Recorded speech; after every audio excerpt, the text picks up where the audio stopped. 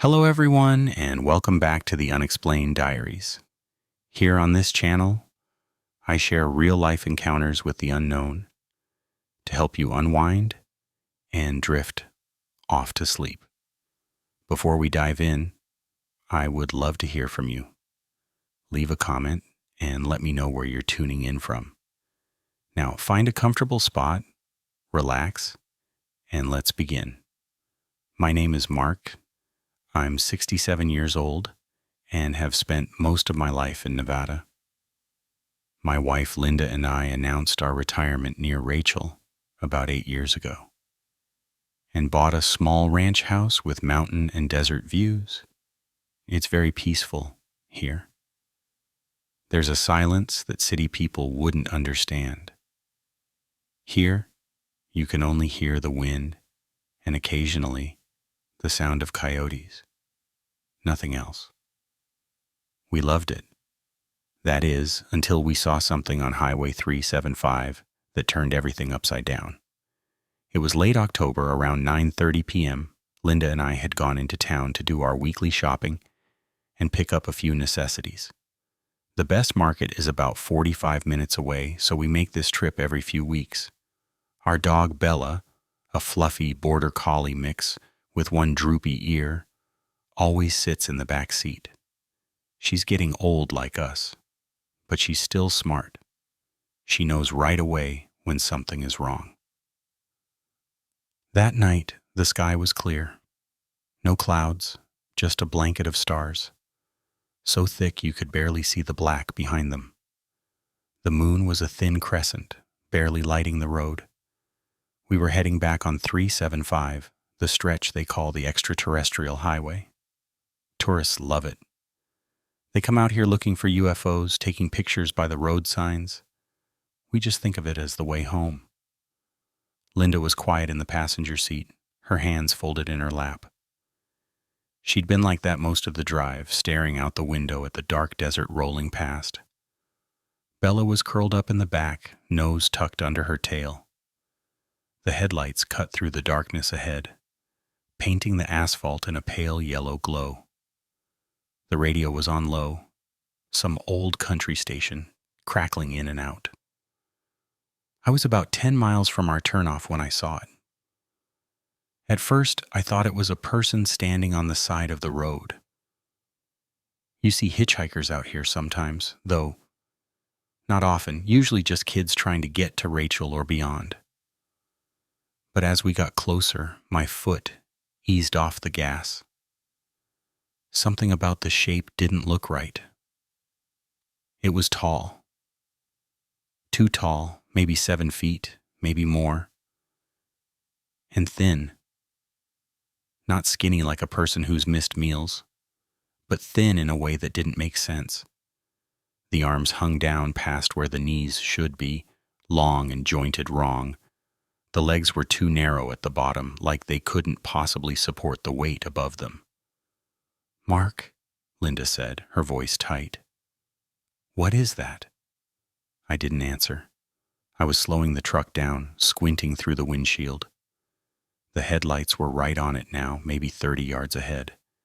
The figure stood motionless on the shoulder, just beyond the white line. It didn't turn toward us. Didn't move at all. Bella woke up in the back seat. She let out a low whine, then started barking. Sharp, frantic barks that echoed in the cab. I'd never heard her sound like that before. "Drive past it," Linda said. "Just keep going." But I couldn't look away. The closer we got, the worse it looked. The silhouette was wrong. The head was too large and oval-shaped, tilted at an angle that made my stomach turn. No neck that I could see. The arms didn't have hands, just these long, tapered ends that hung limp. And it wasn't moving. Not breathing. Not shifting weight. Just standing there like a mannequin someone had left in the middle of nowhere. I pressed the gas pedal. The truck surged forward. As we passed it, I turned my head to look out the driver's side window. For a split second, I saw it up close. The surface of the thing looked smooth, almost reflective, like wet rubber or plastic. No clothing, no features, just that horrible shape standing in the dark. Then we were past it. Jesus Christ, I muttered, gripping the wheel tighter. My hands were shaking. Linda turned in her seat, looking back through the rear window. It's still there. It's not moving. Bella was going wild now, clawing at the back seat, her barks turning into howls. I glanced in the rearview mirror. The figure was shrinking in the distance, still motionless under the stars. What the hell was that? Linda whispered. I don't know. We drove in silence for maybe 2 minutes. My heart was pounding so hard, I could hear it in my ears. The desert looked the same as always, empty and dark, but now it felt different, like something was watching from just beyond the reach of the headlights. Then I saw lights behind us, not headlights from a normal car. These were bright, harsh, and high off the ground. 2 sets of them, maybe 3. They appeared suddenly, like they'd been waiting in the dark. Someone's coming up fast, I said. Linda turned to look. Those aren't normal lights. She was right. The vehicles behind us were closing the distance quickly, moving way faster than anyone should on this road. I could make out shapes now. Black SUVs, 3 of them. No markings, no license plates that I could see, just smooth black metal reflecting our taillights. Mark, speed up, Linda said, her voice rising. I pressed the gas pedal to the floor. Our old Ford pickup rattled and groaned, but it pushed forward. The speedometer climbed. 60, 70, 80. The SUVs kept pace. Bella was still barking, her nose pressed against the back window. They're not passing us, Linda said. Why aren't they passing us? I didn't know. My knuckles were white on the steering wheel. The headlights behind us were so bright now they filled the cab with harsh white light. I could see every detail of the dashboard, every crack in the windshield. Then the lead SUV pulled up alongside us. I glanced over. The windows were tinted so dark I couldn't see inside. No government plates, no insignia, just black glass reflecting the desert night. The SUV matched our speed exactly, riding parallel for maybe 10 seconds. Then it dropped back. What are they doing? Linda asked. I didn't answer. The SUVs fell into formation behind us again, keeping a steady distance of about 50 feet. They weren't trying to run us off the road. They weren't flashing lights or signaling us to stop. They were just following. This is because of that thing, Linda said. They saw us see it. I wanted to tell her she was wrong, that it was just a coincidence, but I couldn't. Deep down, I knew she was right. We drove like that for the next 5 miles. The SUVs never got closer, never fell back, just stayed there, locked in position. My hands ached from gripping the wheel. Sweat dripped down my back despite the cold air blowing through the vents. Finally, I saw our turnoff ahead. A narrow dirt road that led to our property, marked by a tilted mailbox and a hand-painted sign that said, "Private Property." I hit the brakes and cranked the wheel. The truck skidded onto the dirt road, gravel spraying from the tires. I expected the SUVs to follow, but when I looked in the rearview mirror, they were gone. Not pulling over, not turning around, just gone, like they'd vanished into the night. I slowed the truck to a crawl, my breath coming in short gasps. Linda was turned completely around in her seat, staring out the back window. "Where did they go?" she asked. "I don't know." We sat there in the middle of the dirt road, the engine idling. Bella had finally stopped barking. She sat panting in the back seat, her eyes wide and wild. I turned off the headlights. The desert went black.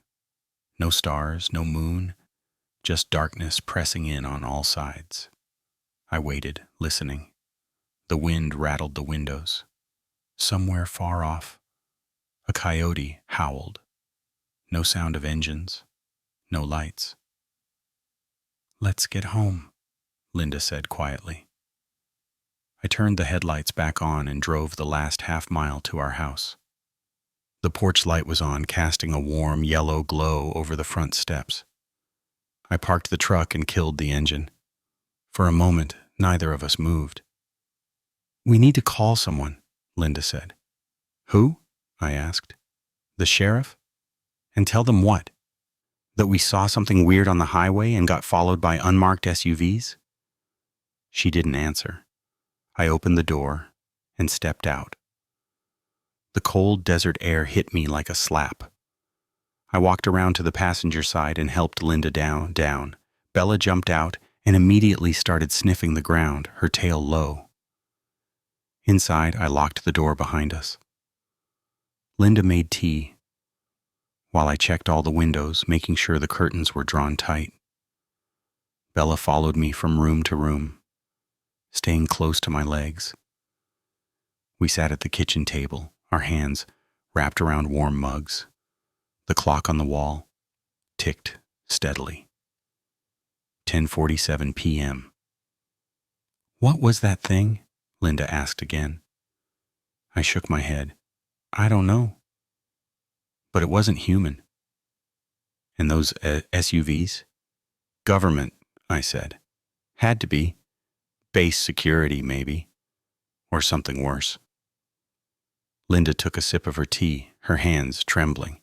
"Do you think they know where we live?" I wanted to say no, but the truth was I didn't know. If they were from the base, from Groom Lake or one of the other facilities out here, they probably had access to every piece of information about us. Our address, our phone number, our social security numbers, everything. "We'll be fine," I said, trying to sound more confident than I felt. "We didn't do anything wrong. We were just driving home." Linda nodded, but I could see the fear in her eyes. We finished our tea in silence. Bella lay at my feet, her breathing finally steady. Around midnight, we went to bed. I lay there in the dark, staring at the ceiling, listening to the house settle. Every creak, every gust of wind against the siding made my heart jump. Linda fell asleep first. I could hear her breathing slow and deepen, but I stayed awake, my mind racing. I kept seeing that shape on the side of the road, those two long arms, that wrong tilted head. And I kept thinking about the SUVs, how they'd appeared out of nowhere, how they'd followed us with cold precision, how they'd vanished the moment we turned off the highway. Sometime around 2 a.m., I finally drifted off. I woke to Bella barking. It was still dark outside. I fumbled for the lamp on the nightside table and clicked it on. Linda sat up beside me, her eyes wide. "What is it?" she whispered. Bella was at the bedroom door, barking at the hallway. I climbed out of bed and grabbed the baseball bat I kept in the corner. My hands were shaking. "Stay here," I told Linda. I opened the bedroom door. The hallway was dark. I flicked the light switch. Nothing happened. The power was out. Bella bolted past me, her nails clicking on the hardwood floor. She ran to the front door and kept barking, her whole body tense. I followed her, the bat raised. Through the window beside the door, I could see the front yard. The porch light was off. Everything was black except for the faint glow of starlight. Then I saw them. Lights. Far off in the distance, near the highway, 3 sets of headlights parked in a row, just sitting there, watching. My blood went cold. The lights stayed there for maybe 5 minutes. Then, one by one, they clicked off. The desert went dark again. I stood at the window for a long time, my heart hammering in my chest. Bella finally stopped barking and sat at my feet, whining softly. "Mark?" Linda called from the bedroom. "It's okay," I said, though I didn't believe it. "They're gone." The power came back on an hour later. The lights flickered and the refrigerator hummed to life. I checked every room, every window. Everything looked normal. But I knew better. Whatever we'd seen on the highway, whatever those SUVs were guarding, we'd gotten too close. And now they were watching us. I didn't sleep the rest of that night. I sat in the living room with all the lights on, the baseball bat across my lap, watching the windows. Linda came out around 4 a.m. and sat beside me on the couch. Neither of us said anything. We just sat there, listening to the house creak and the wind blow across the desert. Bella lay at our feet, her ears twitching at every sound. When the sun finally came up, painting the sky in shades of orange and pink, I felt a wave of relief wash over me. Daylight meant safety, or at least the illusion of it. "I'm going to drive back out there," I said. Linda looked at me. "What?" "To where we saw that thing. I want to see if there's anything left behind." "Mark, that's insane. What if those SUVs come back?" "Then I'll turn around and come home," I said. "But I need to know what we saw. I need to know if it was real." Linda was quiet for a long moment, then she nodded. "I'm coming with you." "No, you stay here with Bella." "Absolutely not," she said, her voice firm. "If you're going, I'm going. We're in this together." I wanted to argue, but I knew it wouldn't do any good. When Linda made up her mind, that was it. We got dressed, made a quick breakfast of coffee and toast that neither of us could really eat, and headed out to the truck. The morning air was cold and crisp, the kind of cold that stings your lungs when you breathe. Bella jumped into the back seat without hesitation. The drive back to Highway 375 took about 15 minutes. The desert looked different in the daylight, less threatening, just miles of scrub brush and sand, stretching out under a pale blue sky. A few scattered clouds drifted overhead, casting shadows on the ground below. I drove slowly, scanning the side of the road. I tried to remember exactly where we'd seen the figure. It had been maybe 10 miles before our turnoff, near a stretch where the highway curved slightly to the east. Then I saw it. Not the figure. That was gone.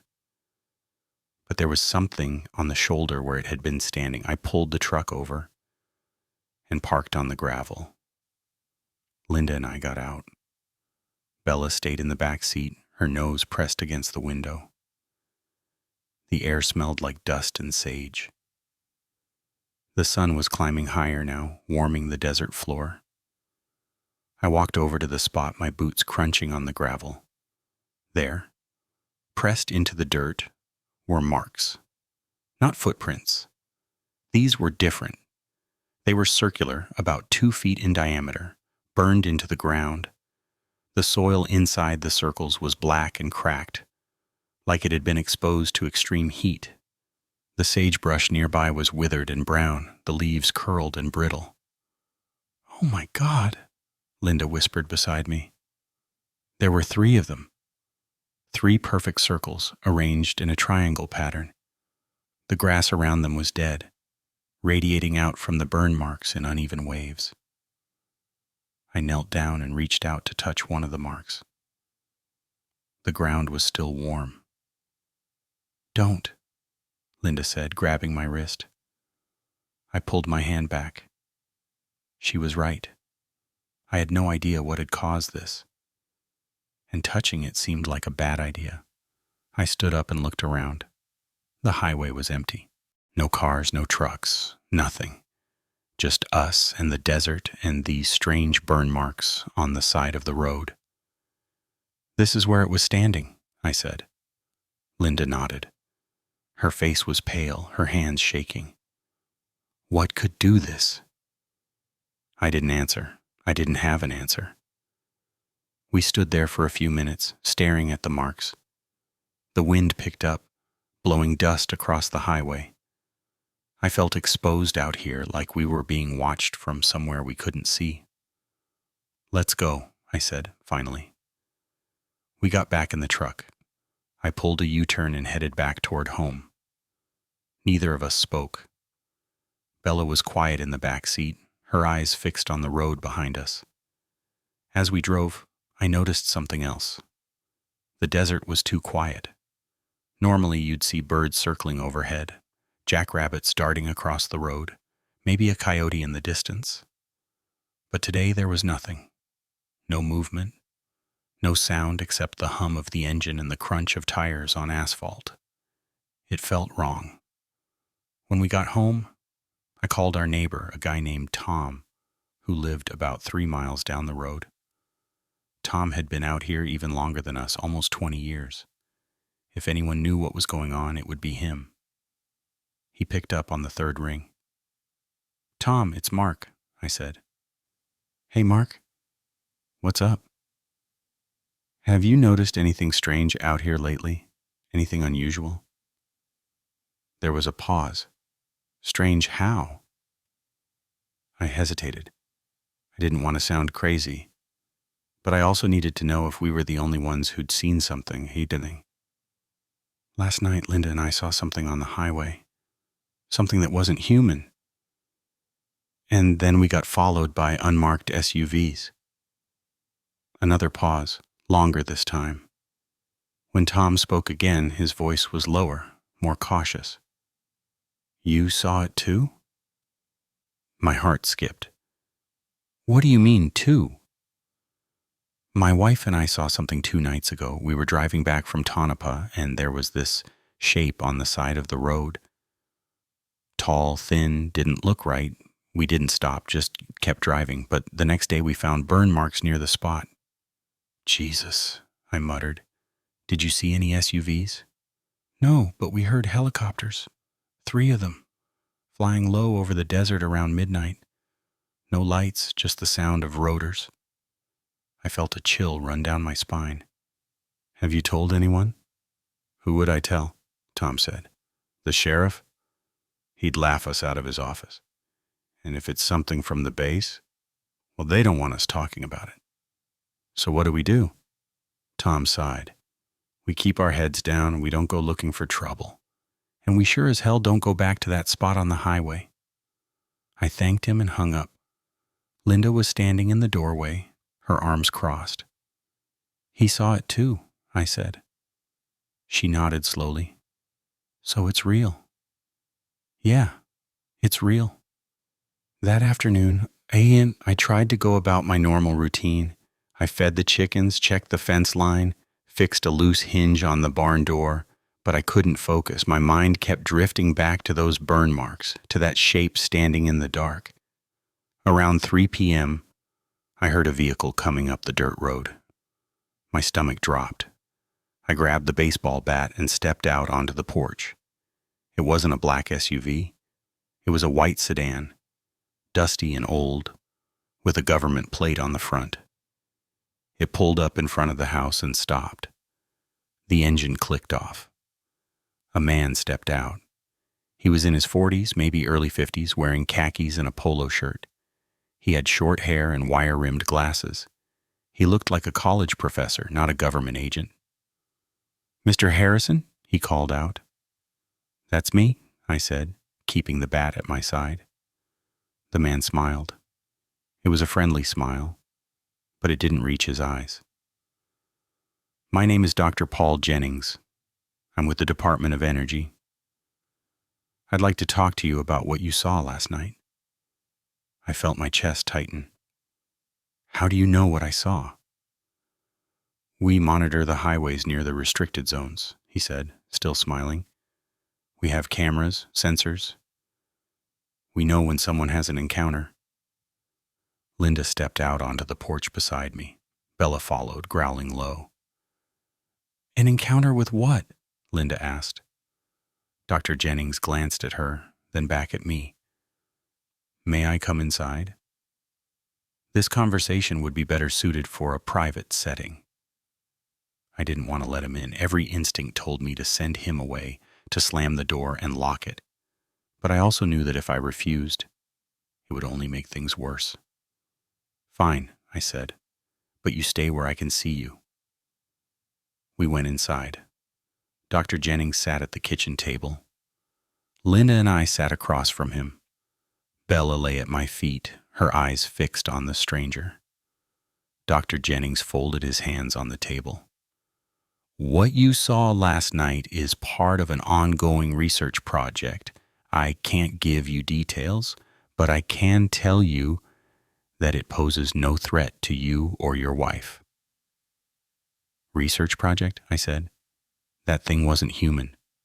No, Dr. Jennings said calmly. It wasn't. The room went silent. Linda's hand found mine under the table, squeezing tight. What is it? I asked. I can't tell you that, Dr. Jennings said, but I can assure you that the situation is under control. The entity you saw has been contained. The burn marks on the highway will be cleaned up within the next 24 hours, and the vehicles that followed you were simply ensuring your safety. Our safety? Linda said, her voice shaking. They terrified us. Dr. Jennings nodded.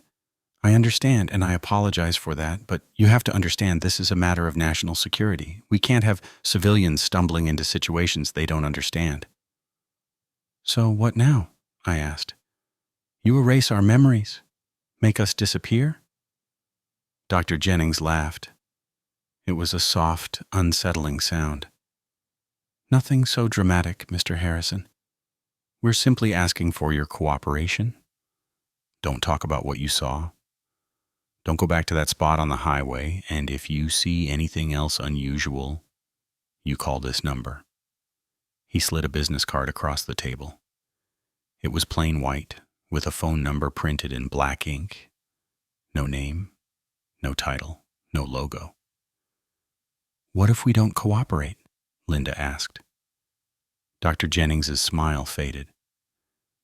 Then things become more complicated, but I don't think it will come to that.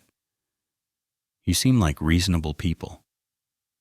He stood up, brushing invisible dust from his khakis. Thank you for your time, and again, I apologize for any distress this has caused. He walked to the door, then paused and looked back at me. One more thing, Mr. Harrison. The desert can be a dangerous place, especially at night. I'd recommend staying close to home for the next few weeks. Then he was gone. The door closed behind him, and a moment later, I heard his car start up and drive away. Linda and I sat in silence. Bella whined softly. What just happened? Linda whispered. I looked down at the business card. Just a phone number. No answers, no explanation. Just a veiled threat, wrapped in polite words. I don't know, I said. But we're not calling that number. That night the desert was silent. No wind, no coyotes, no sounds at all. It was the kind of silence that presses down on you, that makes you hold your breath without realizing it. I stood on the porch, staring out at the darkness. Bella sat beside me, her ears forward. Somewhere out there, beyond the reach of the porch light, something was watching. I could feel it. Linda came out and handed me a cup of coffee. Can't sleep? No. She stood beside me, her shoulder against mine. Do you think he was telling the truth? That it's contained? I don't know, I said. But I don't trust him. We stood there for a long time, watching the empty desert. The stars were out, bright and cold, the The moon had set hours ago. It was just us and the dark and the silence.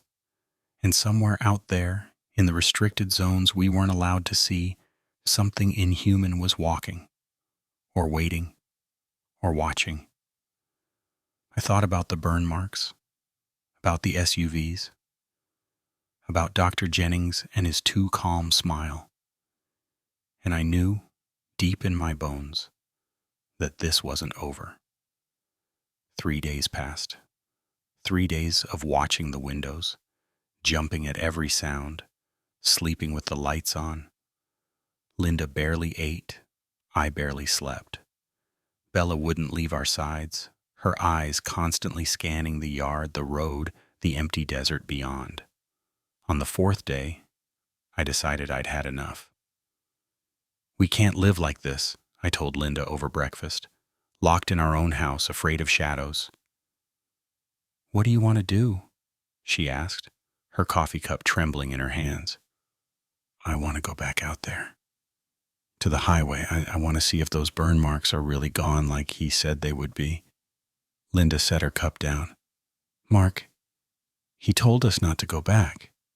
"I know what he told us, but I need to see it with my own eyes. I need to know if any of this was real, or if we're losing our minds." She was quiet for a long moment, staring at the table. Then she nodded. "Okay, but we go during the day, and we don't stop. We just drive past and look. Deal?" We left around noon. The sun was high and bright, beating down on the truck's hood. Bella rode in the back seat, panting softly. The radio played low, some talk show host discussing politics. Normal sounds, normal life. But nothing felt normal anymore. The drive to Highway 375 felt longer this time. Every mile marker we passed made my stomach tighten. Linda sat rigid in the passenger seat, her hands clenched in her lap. As we approached the spot where we'd seen the figure, I slowed down. My eyes scanned the shoulder looking for the burn marks. They were gone. The ground looked completely normal.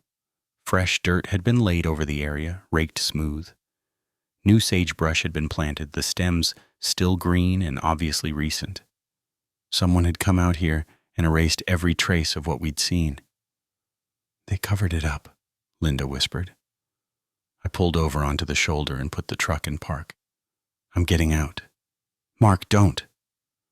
But I was already opening the door. I stepped out onto the gravel and walked over to where the burn marks had been. The new dirt was soft under my boots. I knelt down and ran my hand through it.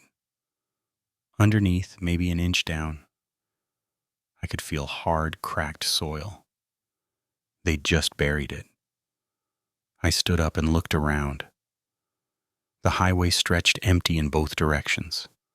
No cars, no trucks, no signs of life. Just heat waves shimmering over the asphalt. Then I heard it. A low hum, distant at first, then growing louder. It wasn't coming from the road. It was coming from the desert, from the direction of the restricted zones. I turned and stared into the scrub brush. The hum grew deeper, vibrating in my chest. Bella started barking from inside the truck. "Mark, get back in the truck," Linda shouted. The hum stopped. The silence that followed was absolute. No wind, no insects, no birds. Just dead, heavy silence pressing down on everything. Then I saw movement. About 100 yards out, beyond a cluster of Joshua trees, something was standing. It was tall and dark against the pale desert sand. Too far away to see details, but I knew what it was. I'd seen that shape before. My blood ran cold. The figure didn't move. It just stood there watching. Or at least I thought it was watching.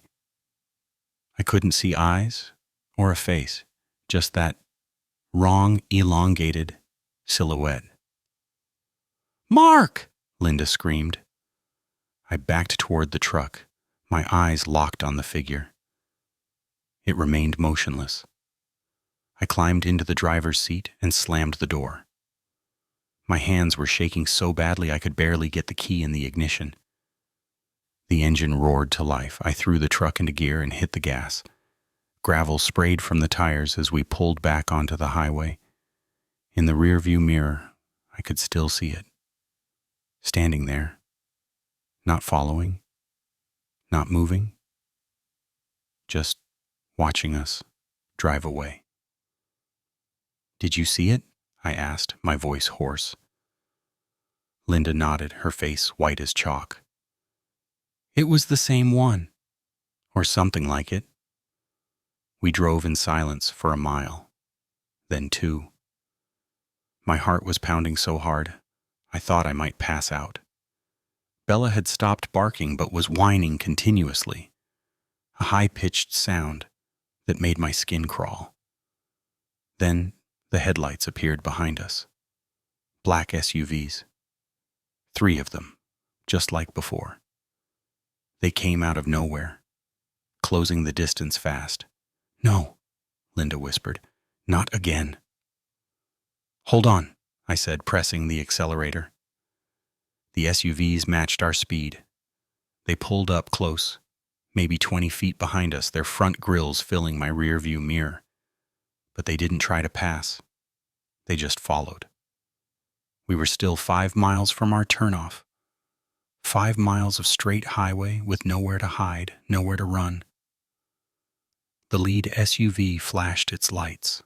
Once, twice, 3 times. "What does that mean?" Linda asked. "I don't know." The SUV flashed again. Then it pulled up alongside us just like before. The tinted window rolled down slowly. I glanced over, my hands gripping the wheel. The driver was wearing dark sunglasses and a black suit. His face was expressionless, pale and smooth, like wax. He didn't look at me. He just stared straight ahead, one hand on the wheel. Then he pointed. His finger extended toward the west, toward the mountains in the distance, toward the restricted zones. It wasn't a friendly gesture. It was a command, a warning.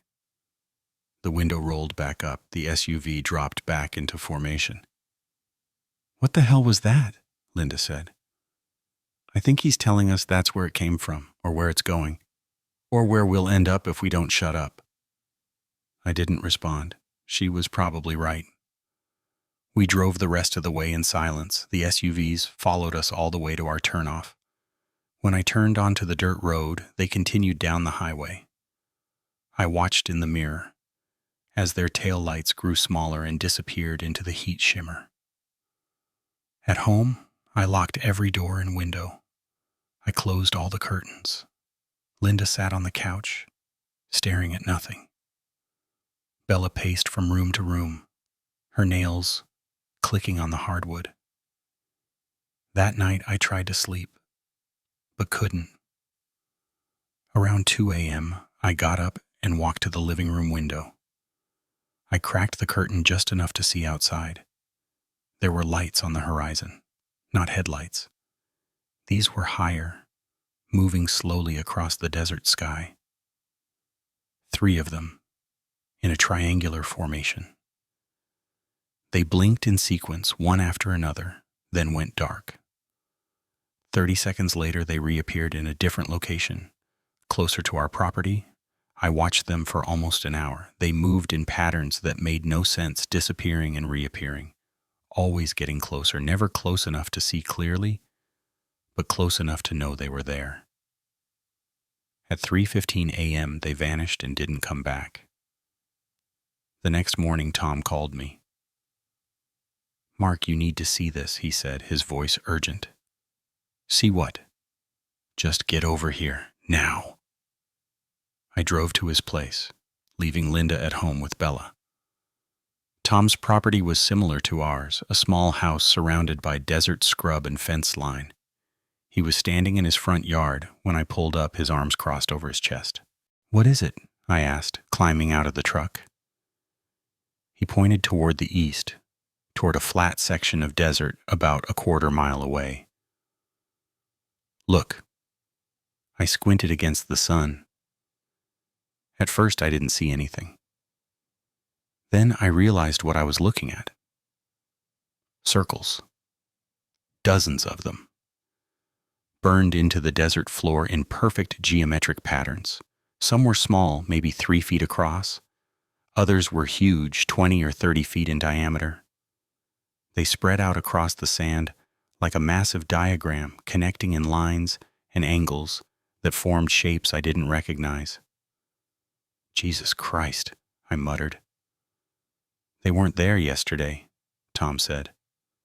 "My wife went out this morning to check on the fence and saw them. She called me, and I came out here.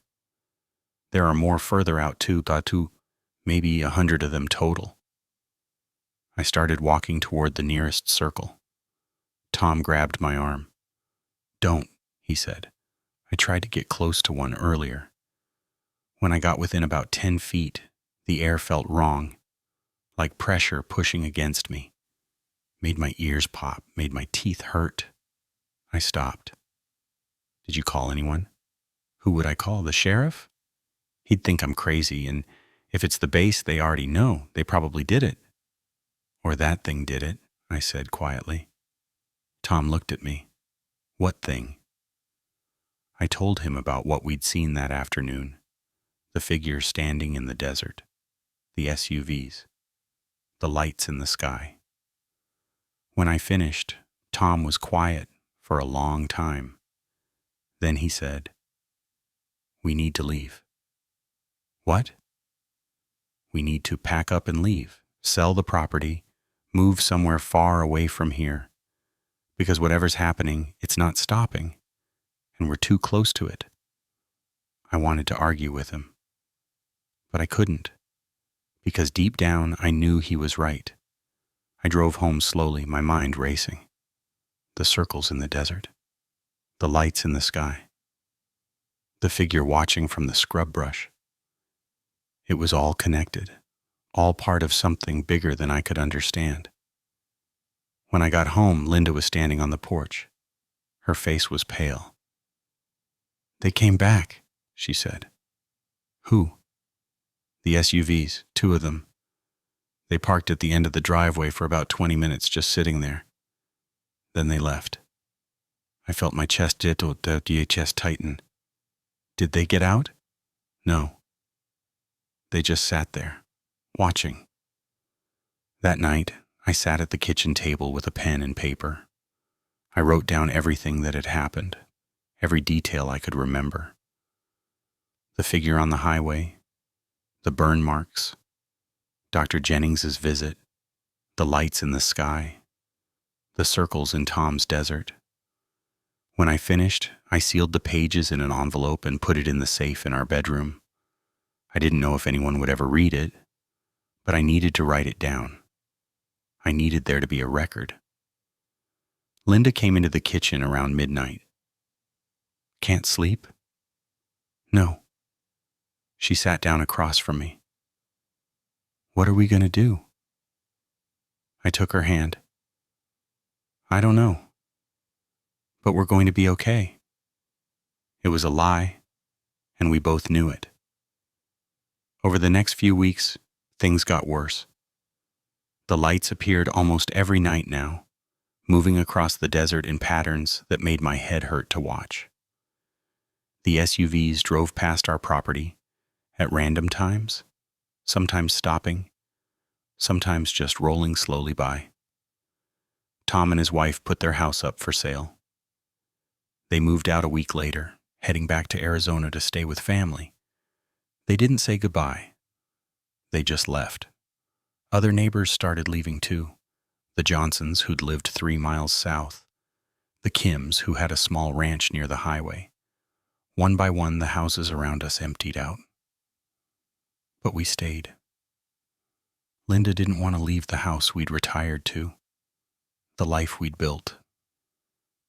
and part of me didn't want to run, didn't want to let them win, whoever they were. Last night I woke up around 3 a.m. The house was silent, too silent. I got up and walked to the bedroom window. The desert was glowing, not the lights in the sky. This was different. The ground itself seemed to be emitting a soft, pale light, like bioluminescence. It spread out from somewhere beyond our property line, pulsing slowly. I watched it for almost an hour. The glow grew brighter, then faded, then brightened again. It moved in waves, washing across the sand like a tide. And in the distance, barely visible against the glow, I saw a shape, tall and thin, standing motionless on the ridgeline. It was watching our house. I closed the curtain and went back to bed. Linda was asleep beside me. Bella curled at her feet. I lay there in the dark, listening to them breathe, trying not to think about what was outside, trying not to think about how close it was getting. This morning, I found something on the porch, a business card identical to the one Dr. Jennings had given me. But this one had words written on the back in neat, precise handwriting. You saw too much. Stay inside. Stay quiet. Stay alive.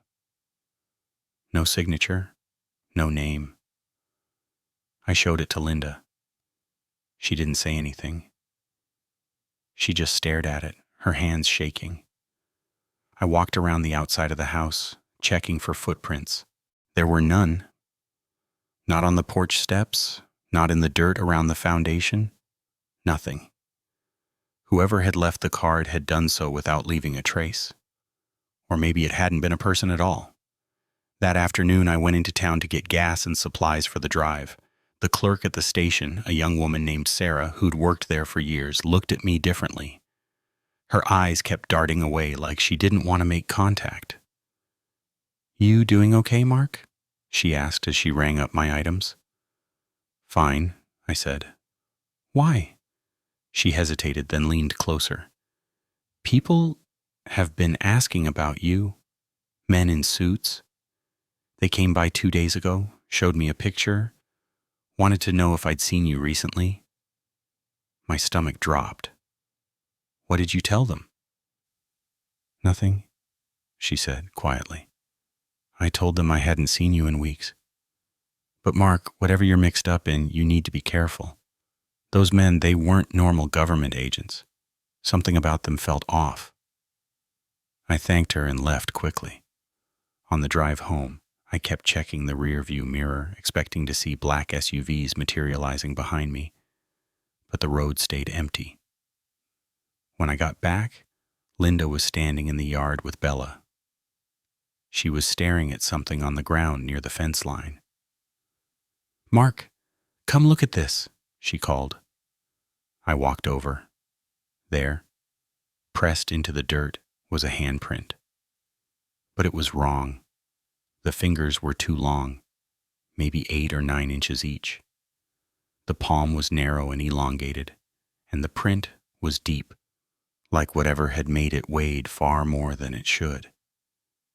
It was here, Linda whispered. Last night, while we were sleeping, it was right outside our house. I knelt down and examined the print more closely. The edges were perfectly defined, not smudged or distorted, and the dirt around it was darker, almost black, like it had been scorched. Bella growled and backed away, her tail between her legs. I stood up and looked out at the desert. The sun was starting to set, painting the sky in shades of orange and purple. Somewhere out there, beyond the ridges and dry washes, something was moving. Something that left marks in the earth and burned the ground where it stood. We're leaving tonight, I said, as soon as it gets dark. Linda nodded. I already packed everything. I just need to load Bella's crate. We spent the next hour preparing. I filled the truck with gas from the spare cans in the barn. Linda packed food and water, enough for several days. We gathered our important documents, birth certificates, deeds, bank information, and sealed them in a waterproof bag. As the sun dipped below the horizon, I walked through the house one last time.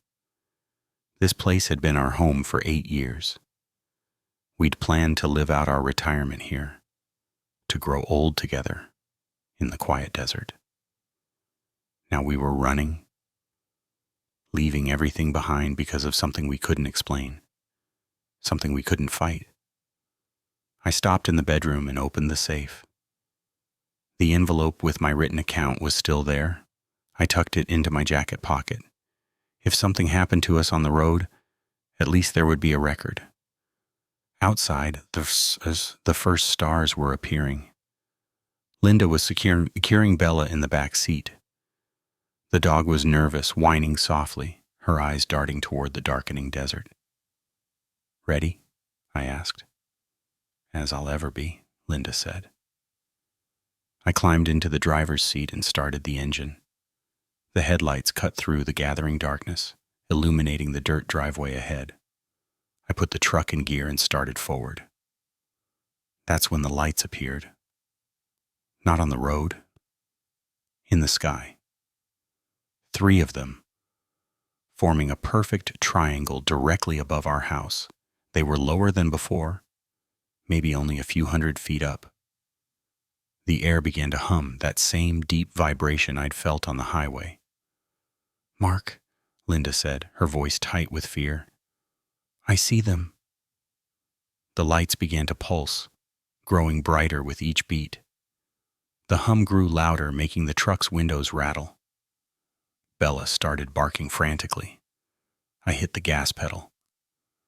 The truck lurched forward, tires spitting gravel.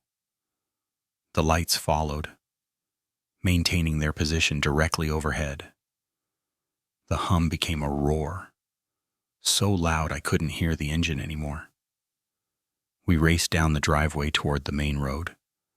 The lights stayed with us, bathing the truck in harsh white light. I could feel heat coming through the roof, pressing down on my shoulders. Then, just as we reached the highway, they stopped. The lights shot straight up into the sky at impossible speed, leaving streaks across my vision. The roar cut off instantly, replaced by ringing silence.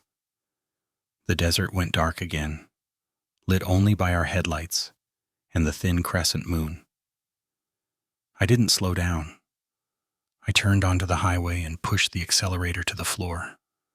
We flew down the empty road, the speedometer climbing past 80, past 90. Tonight we're leaving. We've packed the truck with whatever we can fit. Clothes, photos, Bella's food, and bed. We're going to drive through the night, get as far from here as we can. I don't know if it'll matter. I don't know if distance means anything to whatever's out there, but we have to try. Before we go, I wanted to tell this story. I wanted someone to know what happened to us, what we saw on that highway near Area 51. If you live near the restricted zones, if you drive Highway 375 at night, be careful. Watch the side of the road. And if you see something standing there, something tall and wrong, something that doesn't belong, don't stop. Don't look too long. Just drive. Because once they know you've seen them, once they know you know, they'll never let you forget. And they'll never let you go.